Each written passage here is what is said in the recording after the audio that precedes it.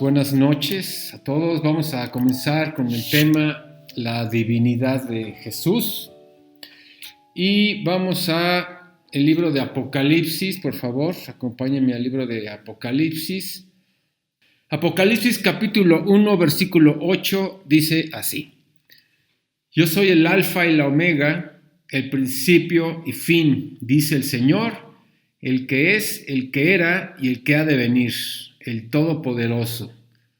Otra vez, yo soy el alfa y la omega, principio y fin, dice el Señor, el que es y que era y que ha de venir, el Todopoderoso.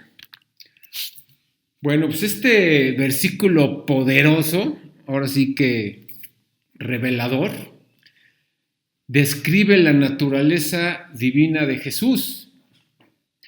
Y esta frase se repite de igual manera en el capítulo 21, en el versículo 6, por lo cual cuando los juntamos podemos llegar a la conclusión contundente de que Jesús es Dios. Analizando las primeras palabras del texto, cuando dice yo soy, creo que todos sabemos lo que esto implica. Las palabras yo soy vemos que es una alusión a Dios. En Éxodo, en capítulo 3, versículo 14, cuando se le apareció a Moisés en la zarza ardiendo, y cuando lo llamó precisamente para liberar al pueblo hebreo de la esclavitud egipcia. Entonces, cuando Moisés le dijo a Dios, porque sabemos la historia, que se le aparece, lo llama, quítate el calzado de tus pies, estás pisando tierra santa, y cuando se revela a Dios a él, dice, yo soy el Dios de tus padres, lo llama precisamente para regresar a Egipto, liberar al pueblo, pero cuando Moisés le pregunta a Dios, o más bien le dice a Dios, bueno, y si me preguntan quién eres, cuál es tu nombre, así lo dice, vemos en Éxodo 3:14 la respuesta, que dice, y respondió Dios a Moisés, yo soy el que soy, y dijo, así dirás a los hijos de Israel, yo soy, me envió a vosotros. Entonces, el mismo Jesús emplea esta misma frase y se la apropia, de hecho, para autodefinirse como divino. Y esto lo podemos observar en el Evangelio de Juan. Acompáñenme ahora al Evangelio de Juan, capítulo 8, versículo 24. Bueno, antes de leer Juan 8, 24, vamos a ver un poco el contexto de este capítulo, que conecta precisamente con este versículo, y vemos que Jesús se encuentra en el templo siendo confrontado por los judíos. Ya sabemos que los primeros oponentes de Jesús, los enemigos de Jesús, no fueron ni los ateos, ni los comunistas, ni los borrachos, drogadictos, no, nada. O sea, el sector social que más atacó a Jesús, que quiso meterle el pie y hacerlo caer, fueron los judíos. Y ellos estaban buscando la manera, lo vemos constantemente ahí en los evangelios, que ellos buscan la manera constantemente de hacerlo caer con sus propias palabras. Y entonces vemos en este capítulo 8 cómo es que ellos sacan argumentos bíblicos y porciones de la ley, precisamente para hacerlo caer, pero Jesús les responde con palabras, con una sabiduría única, porque no solamente les demuestra a estos judíos que no está rompiendo la ley de Dios, sino que además está expresando que la misma ley de Dios se está cumpliendo en su persona. Entonces, Jesús les hace ver el problema que tenían en este pasaje de Juan 8, les hace ver que ellos tenían un problema más allá de su hipocresía, o más allá de su arrogancia, o de su avaricia, de su materialismo, de su soberbia, y esto era la incredulidad hacia su persona. O sea, el mayor pecado que los judíos en los tiempos de Jesús tenían era la incredulidad de que Jesús era el Cristo. Ese era el verdadero problema. Negando que Él era el Cristo y por lo mismo, obviamente, niegan su divinidad. Entonces, esto los estaba llevando a su muerte espiritual. Es lo que Jesús quería hacerles entender, ¿no? Y si ellos permanecían en ese estado de separación de Dios debido a sus pecados, iban a ser condenados, ¿no? Entonces, vamos a ver un pequeñito paréntesis en este contexto, porque es importante recordar que el plan de salvación para los judíos es diferente al plan de salvación de los gentiles. ¿Por qué les comento esto? Porque precisamente cuando Jesús les hace ver que el pecado más grave de ellos era que no reconocían a Jesús como el Cristo, esto tiene que ver con el orden para la salvación de los judíos, porque podemos apreciar en el libro de Hechos, en varios pasajes, principalmente cuando Pablo inicia su ministerio, que es lo primero que hace, entrar a las sinagogas, y qué es lo que él enseña. Principalmente, lo primero que él enseña es demostrar a través de las Escrituras que Jesús es el Cristo. ¿Por qué? Porque la orden bíblica para la salvación, en primer lugar, es creer que Jesús es el Cristo, y número 2, el arrepentimiento. Por eso es que Pablo inicia siempre su ministerio en las sinagogas, demostrando a través de las Escrituras que Jesús es el Cristo. Y este orden de primero mostrar la identidad de Jesús, de que Él es el Cristo, y luego viene el arrepentimiento, lo podemos ver también en el libro de Hechos. De hecho, en el capítulo 2, el capítulo 3, en la primera predicación de Pedro, que les hace ver a todos estos judíos en la fiesta de Pentecostés que Jesús era el Cristo, que ellos habían matado al Mesías, que Pilato ya había decidido dejarlo libre, pero que ellos exigieron la crucifixión. Y Pedro les hace ver justamente no nada más que habían cometido una injusticia, sino que estaban matando al mismo Cristo, al Mesías. Cuando ellos les cae el 20, porque además lo dice Pedro con una autoridad y con una contundencia y citando pasajes de algunos salmos y todo esto, la respuesta a ellos es: varones, ¿qué hacemos ahora? O sea, son cargados en su corazón de culpa, y por eso es que le dicen ahora a Pedro y a los discípulos: ¿y ahora qué hacemos? Y ahí es cuando viene la respuesta: arrepiéntanse. Ahí viene el segundo requisito. El primer requisito era entender que Jesús era el Cristo y que ellos habían matado al Cristo, y en segundo lugar viene el arrepentimiento. Eso aparece en Hechos 2 y en Hechos 3. Entonces vemos ese mismo orden durante todo el libro de Hechos en cuanto a los judíos. Por eso es importante entender el concepto de que ellos necesitaban saber que Jesús era el Cristo, que era divino, ¿no?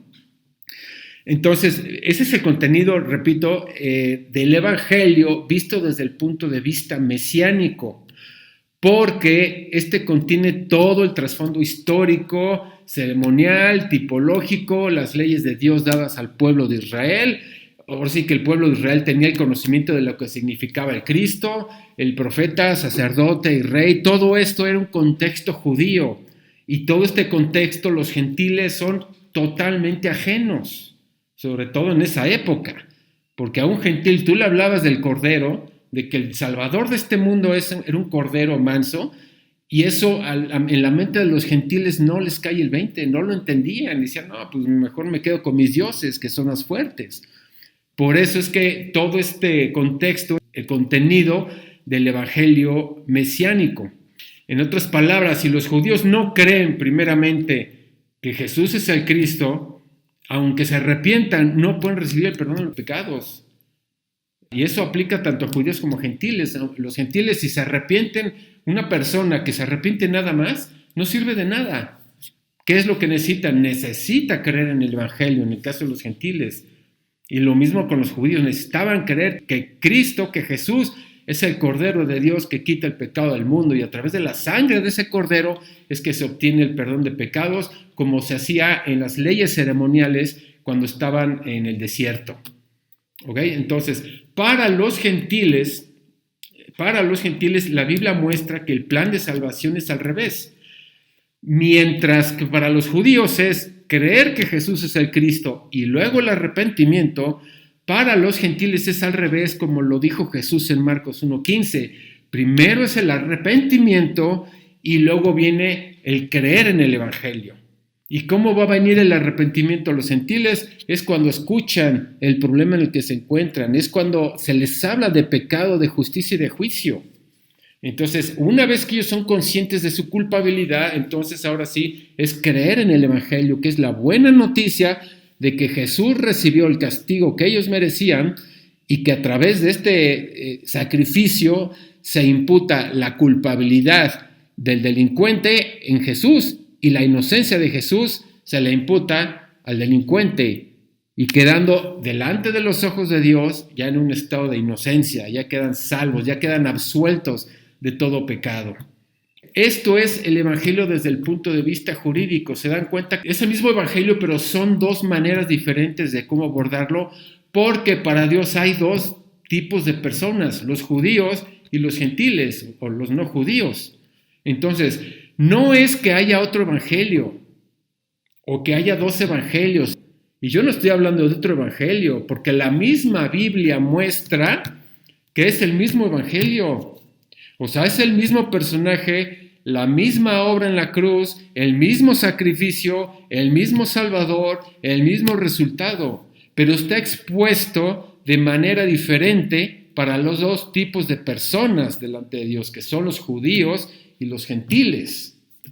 De hecho, si quieren acompáñenme a la carta de Gálatas, en el capítulo 2, versículo 7, y vamos a ver lo que dice Pablo, para que esto quede más claro todavía. Dice Gálatas capítulo 2, versículo 7. Antes, por el contrario, como vieron que me había sido encomendado el evangelio de la incircuncisión, ¿ya vieron? Ahí está hablando del evangelio de la incircuncisión, como a Pedro, el de la circuncisión. Aquí estamos viendo los dos contextos del evangelio, el de la incircuncisión, que son los gentiles, y Pedro de la circuncisión, que es los judíos. Eran los judíos los que se circuncidaban, era el pacto que tenía Dios con el pueblo de Israel. Y luego dice el versículo 8, pues el que actuó en Pedro para el apostolado de la circuncisión, actuó también en mí para con los gentiles. De hecho, este mismo versículo, o este mismo capítulo 2 de Gálatas, el versículo 7, en la Nueva Traducción Viviente queda más claro. Se los voy a leer. Al contrario, ellos comprendieron que Dios me había dado la responsabilidad de predicar el evangelio a los gentiles, tal como le había dado a Pedro la responsabilidad de predicar a los judíos. Ahí está, más claro no se puede. Versículo 8, pues el mismo Dios que actuaba por medio de Pedro, apóstol de los judíos, también actúa por medio de mí, apóstol de los gentiles. Aquí estamos viendo los dos ministerios, el mismo evangelio, pero con los dos contextos diferentes, para los judíos o para los circuncidados y para los incircuncisos o los gentiles. Esto es una dicotomía, esto se llama como una dicotomía. Una dicotomía es algo que es una palabra que tiene dos sentidos. Por ejemplo, cuando mencionamos la palabra sexo, puede ser hombre o puede ser mujer. Es lo mismo con el evangelio. El evangelio puede ser mesiánico o puede ser jurídico, porque el contexto para los gentiles es un contexto jurídico, no mesiánico. ¿Por qué? Repito, porque los gentiles no tenían relación con el Cristo, con el profeta, el sacerdote, el rey, con las leyes de Israel, no tenían nada que ver con ellos. Pero el contexto jurídico sí muestra que Dios es juez, que el hombre es un delincuente, que merece la justicia de Dios, pero que el abogado defensor interviene por el delincuente, recibe la justicia y absuelve al delincuente.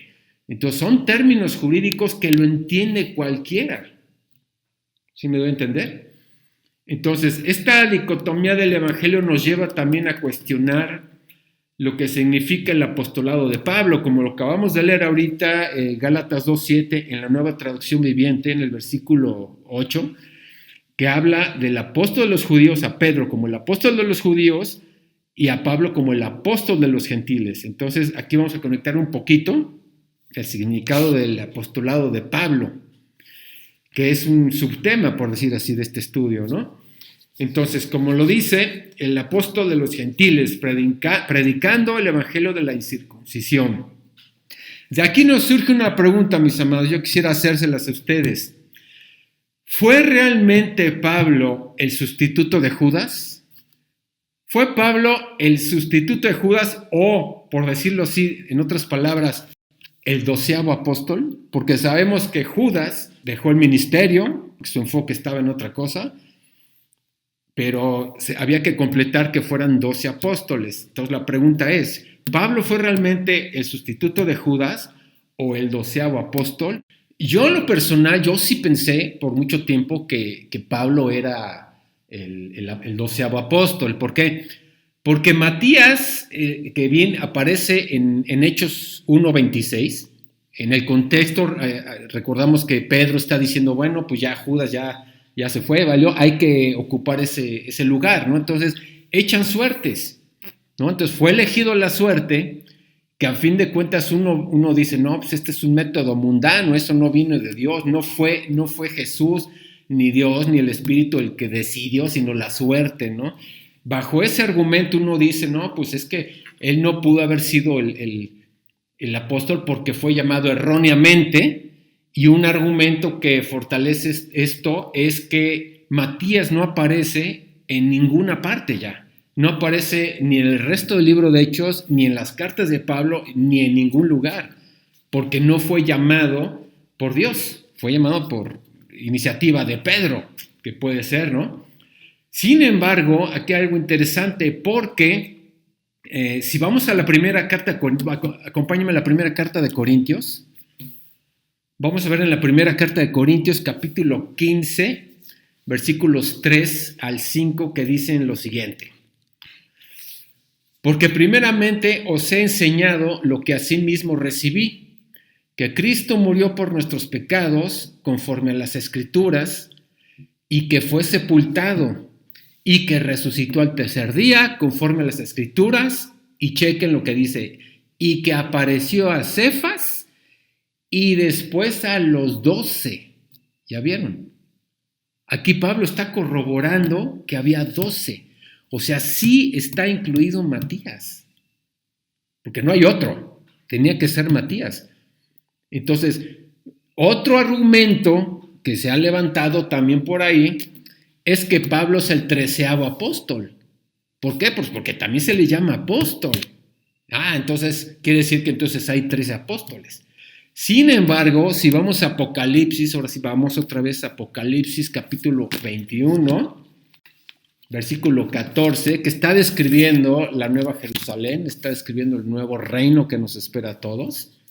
Y dice Apocalipsis 21, 14, y el muro de la ciudad tenía 12 cimientos, y sobre ellos los 12 nombres de los 12 apóstoles del Cordero. O sea, es contundente este versículo, que son 12, no hay más. No eran 11, ni eran 13, ni eran más. Entonces, esto corrobora tanto lo que Pablo dijo con este versículo de Apocalipsis, que Matías sí fue el discípulo, el 12º. El hecho de que no aparezca ya en el libro de Hechos y todo lo demás, pues eso ya no importa, vamos. Pero de que fue contado como apóstol, claro que fue contado como apóstol, ¿no? Y al mismo tiempo, Pablo no es el 13º apóstol. Lo que pasa es que el apostolado de Pablo es para los gentiles. Los 12 apóstoles fueron llamados para el pueblo judío. Y eran judíos y para el pueblo judío. Pero el apostolado de Pablo es otro tipo de apostolado. Y que es para los gentiles. Cuando Jesús lo llamó en Hechos 9, lo llamó así, literalmente, el orden en el que aparece es primeramente a los gentiles. Primeramente. Después dice los gobernantes y después a los judíos, ¿no? Pero primeramente, ¿y qué es primeramente? En primer lugar, era a los gentiles, cosa que Pablo no obedeció. Porque lo primero que hizo fue irse inmediatamente con los judíos. Y miren, por eso que vemos todos los problemas que se suscitaron por esto. Fue hasta años después que comenzó a predicarle a los gentiles. Cuando los judíos cerraban los oídos y decían, no queremos, y hasta lo atacaban, y hasta estuvieron a punto de matarlo, es más, lo apedrearon.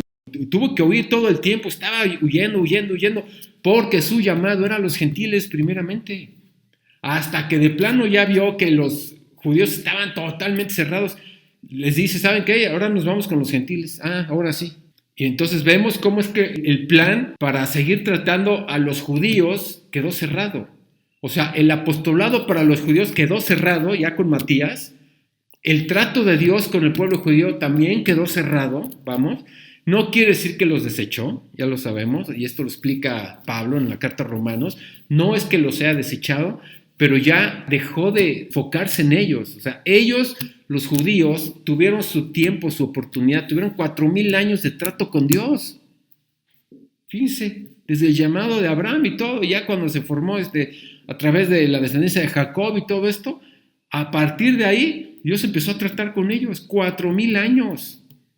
Pero a partir de la crucifixión, a partir de que el pueblo judío rechazó al Mesías, Dios se empieza a tratar hasta el día de hoy, ahora con los gentiles. Y para eso levantó a Pablo. Es un apostolado diferente, es un apostolado especial.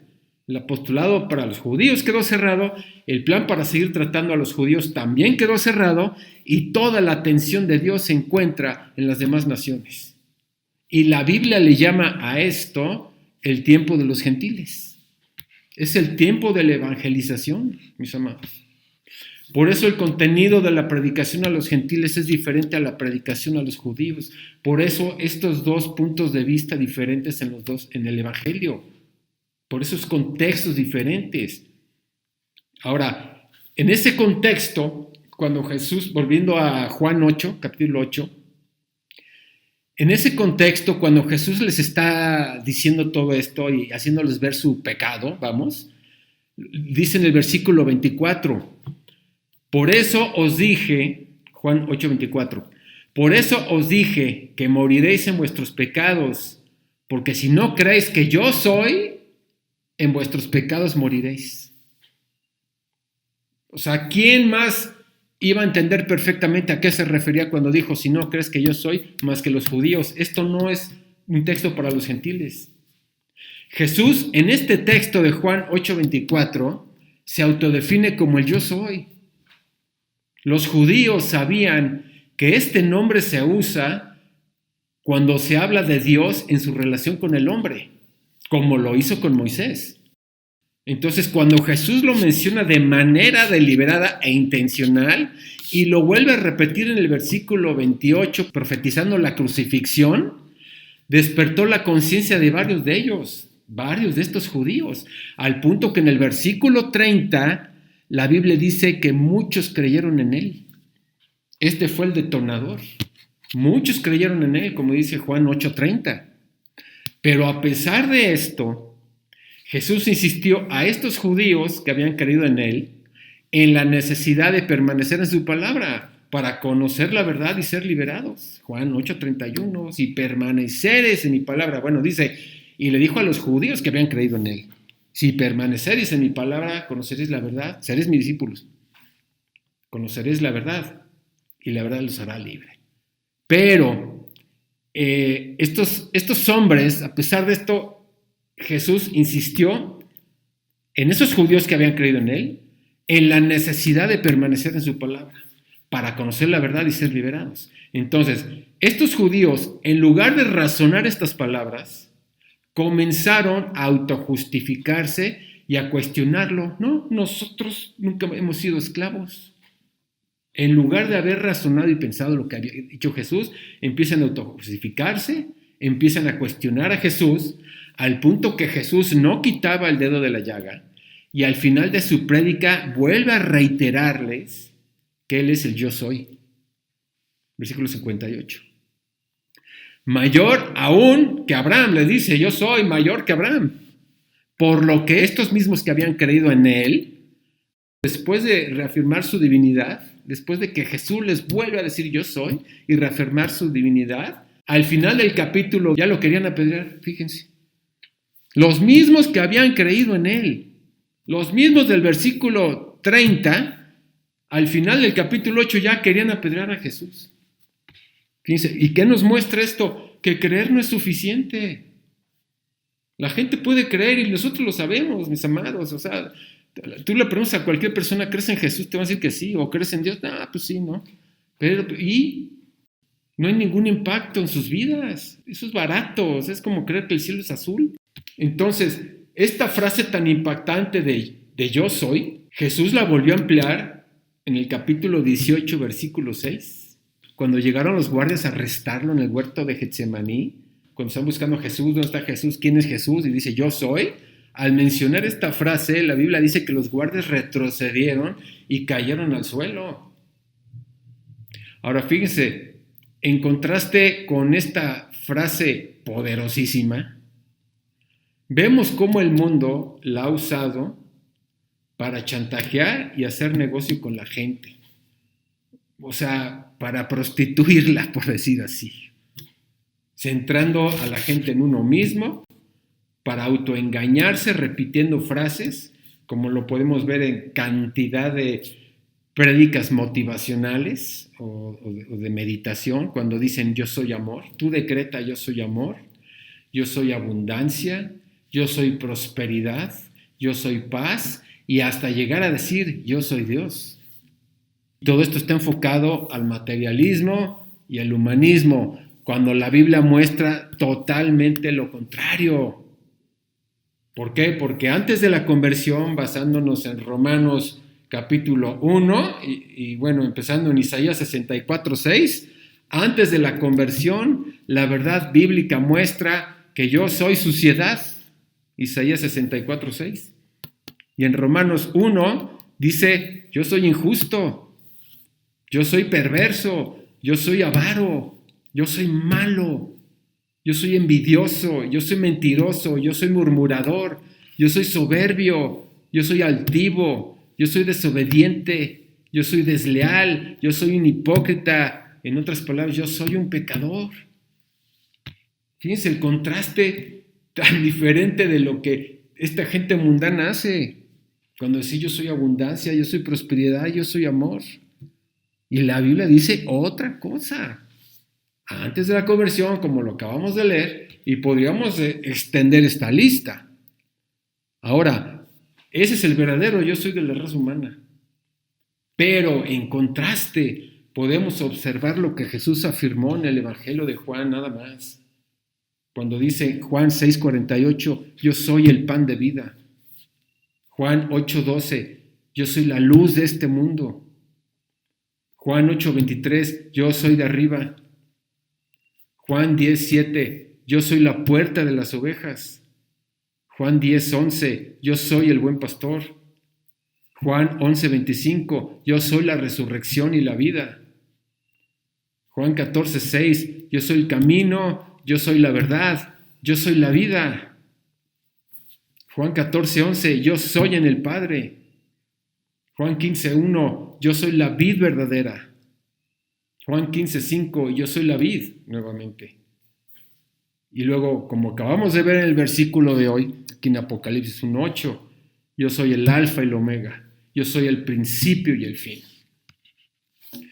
Estos últimos dos atributos, yo soy el alfa y el omega, el principio y el fin, extraído del texto de hoy, muestran que Jesús es quien tiene absoluto control de todo lo que está pasando en este planeta.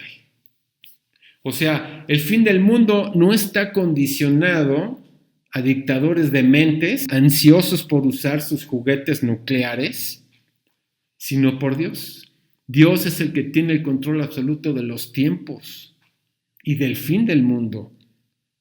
Y el fin del mundo está condicionado por la predicación del Evangelio, como lo dice Mateo 24:14. Entonces será predicado el Evangelio a todas las naciones y entonces vendrá el fin.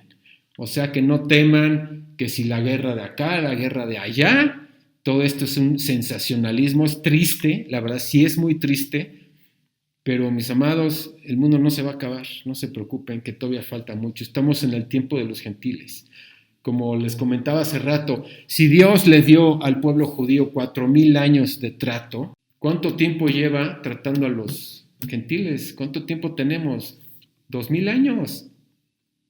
Y de esos 2,000 años hay que restarle todo el tiempo de la Inquisición, del oscurantismo, que fueron 900 años.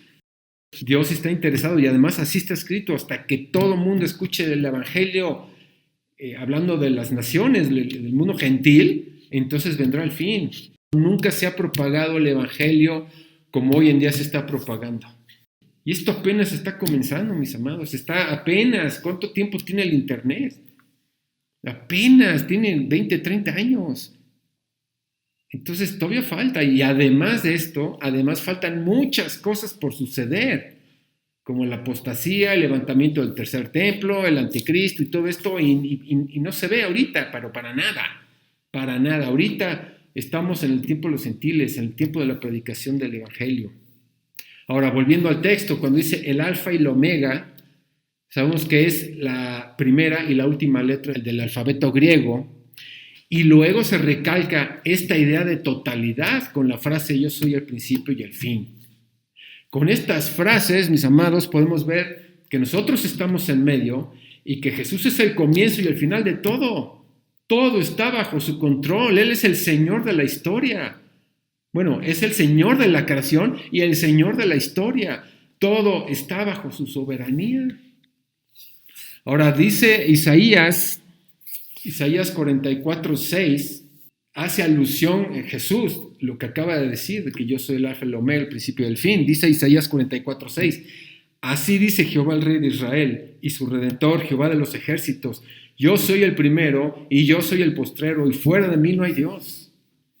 Aquí lo estamos viendo y Jesús toma y se apropia estas palabras para apropiárselas a sí mismo y darse a conocer como Jehová del Antiguo Testamento. Está hablando Jehová, aquí así lo dice, así dice Jehová, Rey de Israel. Yo soy el primero y yo soy el postrero. Y cuando Jesús dice lo mismo, yo soy el principio y el fin, quiere decir que Jesús es Jehová. Por tanto, esta comparación de Apocalipsis 1:8 con Isaías 44:6, vemos una vez más que Isaías y Juan estaban hablando de que Jesús es Dios. Ahora, la tercera frase de Apocalipsis 1:8, cuando dice el Señor. La palabra Señor es la palabra griega Kyrios, para referirse a Jehová en el Nuevo Testamento. Sabemos que la palabra Jehová no aparece en el Nuevo Testamento y esta es sustituida por la palabra Kyrios o Señor. Entonces, la palabra Señor en el Nuevo Testamento es de total autoridad. No tiene nada que ver el concepto de Señor hoy en día, porque hoy en día el Señor de las tortillas, el Señor de la fruta, no tiene nada que ver, ha perdido totalmente todo el contexto de autoridad que tiene la palabra Señor en el Nuevo Testamento. Por eso vemos que a nadie se le puede llamar Señor, solo a Dios. Por eso, en varios pasajes del Nuevo Testamento vemos que a Jesucristo se le llama Señor, o sea, el Señor Jesucristo, como aparece en el libro de Hechos, por ejemplo, capítulo 16, verso 31, cuando le dicen al carcelero, cree en el Señor Jesucristo y serás salvo tú y tu casa. Y de hecho también como aparece en Romanos capítulo 10, que si confesares con tu boca que Jesús es el Señor y creyes en tu corazón que Dios le levantó a los muertos, serás salvo. Ahora sabemos, mis amados, que estos dos versículos no son el método de salvación como se ha propagado. O sea, a la gente se le enseña mucho eso. Es que tú crees, Señor Jesucristo, serás salvo. Está escrito en el capítulo 16, ¿no? Pero espérate. Está escrito bajo un contexto en una sociedad patriarcal, dirigido al carcelero, y además, creer en el Señor Jesucristo en ese tiempo no es lo mismo que hoy creer en Jesucristo. Porque creer en Jesucristo en el siglo I implicaba comprometerse a seguir a Jesús. O sea, abandonar todo lo que uno tiene, estar dispuesto a abandonar todo, estar dispuesto a sufrir persecución, a sufrir burlas, a sufrir cárcel o hasta la misma muerte. Eso implicaba declarar que Jesús era el Señor. Y hoy en día declarar que Jesús es el Señor no implica nada. No hay impacto. Lo mismo en Romanos 10:9, cuando dice que si confesares con tu boca que Jesús es el Señor y creyes en tu corazón que Dios le levantó de los muertos, serás salvo. No es el método de salvación, mis amados, porque eso no se repite. Eso no lo dicen los evangelios ni se repiten las cartas de Pablo. En el contexto de esto que está diciendo Pablo, para empezar el versículo 1 del capítulo 10, se está dirigiendo a hermanos, se está dirigiendo a convertidos. Esta expresión de Romanos 10:9 es una expresión que Pablo tenía por el dolor en su corazón de ver la dureza de su pueblo al no reconocer a Jesús como el Cristo. Es una expresión, es que si ustedes, si tan solo confesara con su boca que es el Señor. O sea, está hablando en un contexto judío, no es el método de salvación. Por eso, el contexto de Señor en el Nuevo Testamento es diferente al de hoy. Y por eso, los emperadores romanos, que se creían dioses, exigían a la población inclinarse a ellos y llamarle Señor. Por eso no es lo mismo el llamarle Señor en el siglo I que ahorita, porque en el siglo I llamarle Señor a Jesucristo era penado por la ley. Estabas atacando al mismísimo emperador al no reconocerlo a él como Señor, porque además lo que ellos hacían era llevar estatuas, imágenes del emperador a los pueblos, y la gente estaba obligada a prenderles incienso y a postrarse y decir que el emperador era el Señor. Y cuando los cristianos decían, no, es que Jesús es el Señor, sí, pues a la cárcel, o mínimo una golpiza, o la cárcel, o lo peor ya era la muerte. Que bueno, para los creyentes morir es ganancia, ¿verdad? Entonces, esto es muy importante de entender, mis amados. Ahora, la frase que sigue en Apocalipsis 1:8, que dice, el que es, el que era y el que ha de venir, es otra frase que se refiere a Jesús. Obviamente, quien ha prometido que va a regresar. Por lo tanto, si esta frase se refiere a Jesús, el resto de la frase muestra su divinidad. Toda esta frase aplica a él. Ahora, esta frase se repite en una visión que Juan tuvo en el reino de Dios en los cielos en Apocalipsis 4. Vamos a Apocalipsis capítulo 4, versículo 8. Y dice, y los 4 seres vivientes tenían cada uno 6 alas, y alrededor y por dentro estaban llenos de ojos, y no cesaban día y noche de decir, Santo, Santo, Santo, es el Señor Dios Todopoderoso, el que era, el que es y el que ha de venir. Aquí estamos viendo la conexión de este versículo con el del capítulo 1, que Jesús expresa a sí mismo, es otra evidencia que muestra que Jesús es Dios. De igual manera la frase que dice el Todopoderoso. Entonces, esta frase del Todopoderoso de Apocalipsis 1:8 pronunciada por Jesús se repite en Apocalipsis 4:8 pronunciada por seres vivientes en el trono celestial, corroborando estos seres en esta imagen que Juan tuvo, que ve el reino de Dios, ve toda la gloria de Jesús, llamándolo Santo, Santo, Santo, el que es, el que era y el que ha de venir.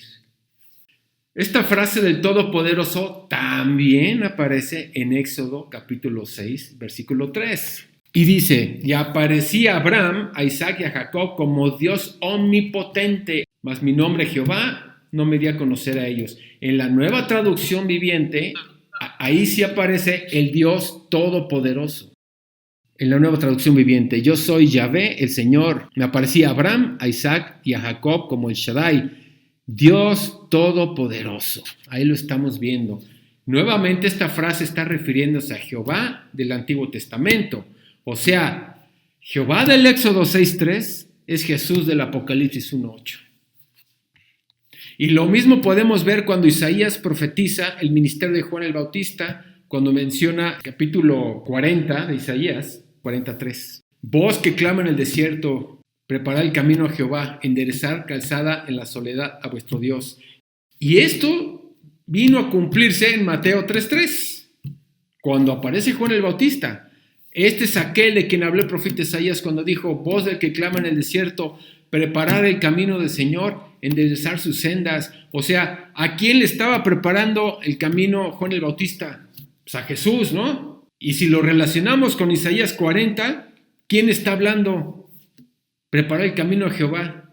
Entonces, ¿a quién le estaba preparando el camino Juan el Bautista? Pues a Jehová.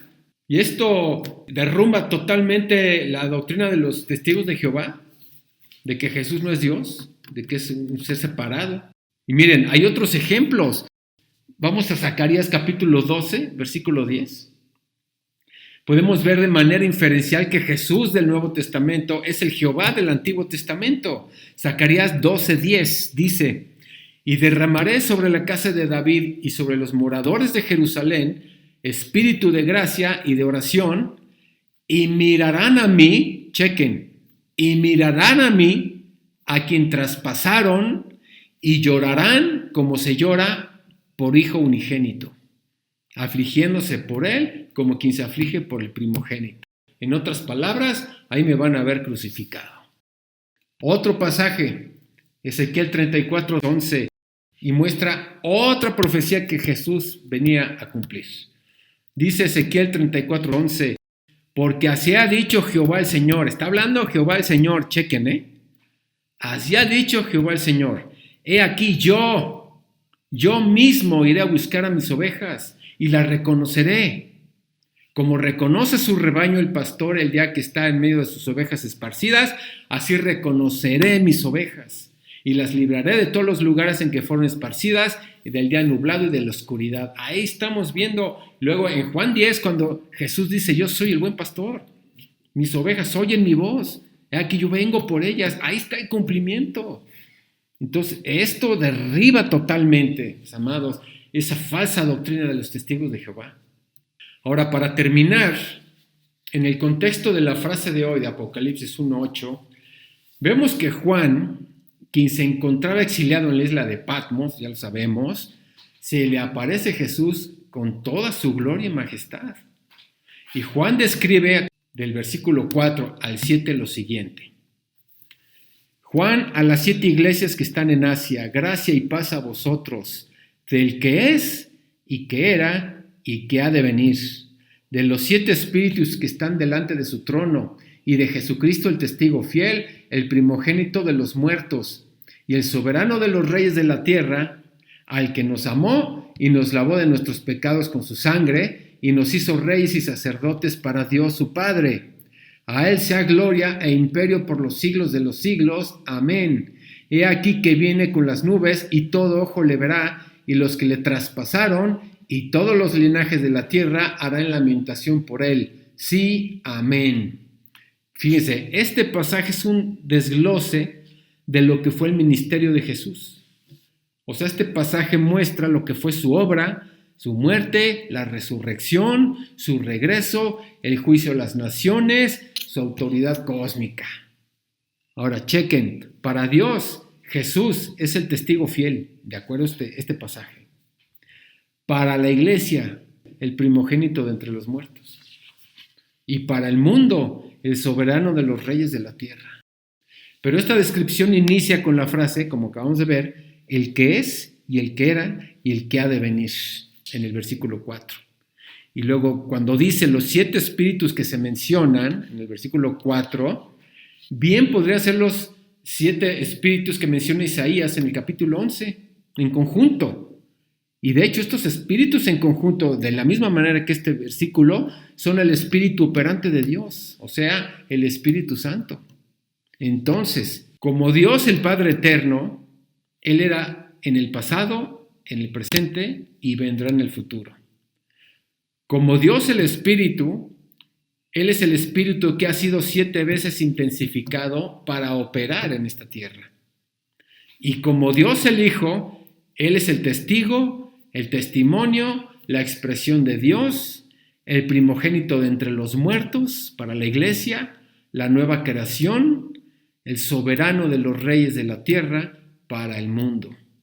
Y para ya rematar, después el mismo Jesús en el versículo 11 vuelve a reiterar ser el alfa y el omega, el principio y el fin. Toda esta exposición, mis amados, nos muestran que Jesucristo es Dios y al mismo tiempo nos muestra a ese Dios triuno que ha derramado su gracia sobre este planeta a través del Evangelio, pero que regresará pronto por su iglesia. Y esa es la esperanza que debemos tener nosotros, mis amados, en medio de este mundo tan caótico, que cada vez está peor, se está intensificando, lo podemos percibir, pero nosotros tenemos bien cimentada nuestra esperanza sobre la roca. Sabemos en quién hemos confiado, sabemos lo que está por venir. Para nosotros ya no es sorpresa, Jesús lo anunció, vendrán guerras, rumores de guerras, el aumento de la maldad, pestes, tribulaciones, todo esto ya lo sabemos. No debemos espantarnos, mis amados, más bien enfocarnos en lo verdaderamente importante, que es compartir el Evangelio.